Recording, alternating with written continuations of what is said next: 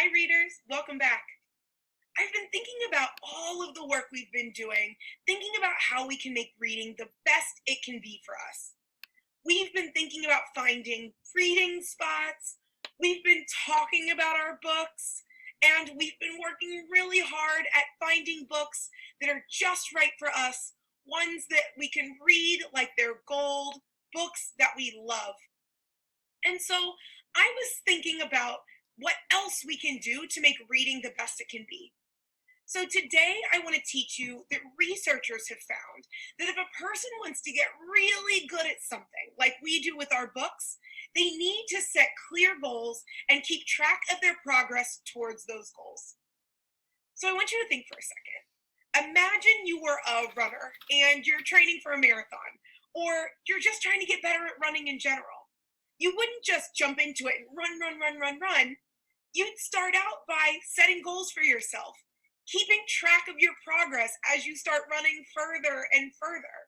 You might even keep track of those goals in a notebook or in a notepad or in an app on your phone. As readers, we can do the same thing.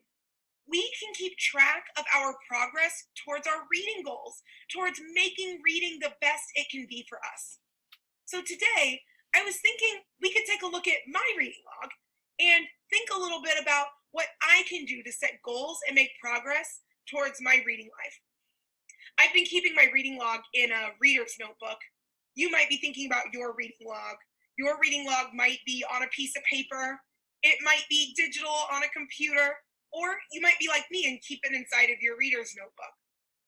When we take a look at my reading log, we can be thinking about many things. We can be looking for patterns for me as a reader. We could be looking at how many days I'm reading. We could be looking at the types of books I'm reading. We could be thinking about whether I'm finishing books from beginning to end, or am I reading lots of little individual stories bouncing around from different texts. I can be thinking about how many pages I'm reading, what type of reading volume is happening for me, and how much time I'm spending with my books. So let's look at my reading log. Let's think. How many days am I reading? Any patterns in the books I'm reading? What type of time and volume am I spending in my books? You might be thinking, doesn't seem like she's reading every single day. She was on a roll. She read, one day, one day, one day, and then, oh, it looks like she skipped a couple of days. But then it looks like she skipped a couple of more days. It doesn't seem like she's maybe reading every day. You might also be looking at the books I'm reading. It looks like I'm bouncing around to a couple of different books at a time, between a magazine, between several books. And when you think about my reading volume and how much I'm reading, it definitely seems like some days I'm only reading 10 minutes and others I'm reading almost 30, but it doesn't seem like I have like a consistent amount of time I'm reading. So when we look at my reading log, we can identify some patterns. It seems like something's happened where maybe I've been a little distracted from reading. It also seems like I'm not committing to like one book and reading all the way through. And it also seems like some days I'm really setting aside time to read, but then others, it doesn't seem like a priority.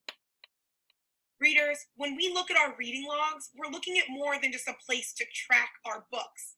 We're looking at a set of patterns, a set of goals we can set for ourselves.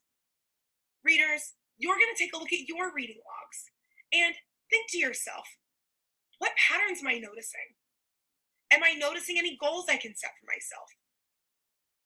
As we continue to do this work together, we can think about all of the wonderful ways that we have been setting ourselves up for our best reading lives. And part of that includes picking a reading spot, talking about our books, choosing books that are just right for us that we want to read like gold. And now we can add to this chart here. We can add that we can be looking for reading patterns and setting new goals. We can do this by looking at our reading logs. So readers, as you get ready to go off today, I want you to think about how you can go back and visit your reading spot, take those books that you love, take a look at that reading log and set yourself up with some goals based on the patterns you're noticing. Readers, off you go. Happy reading.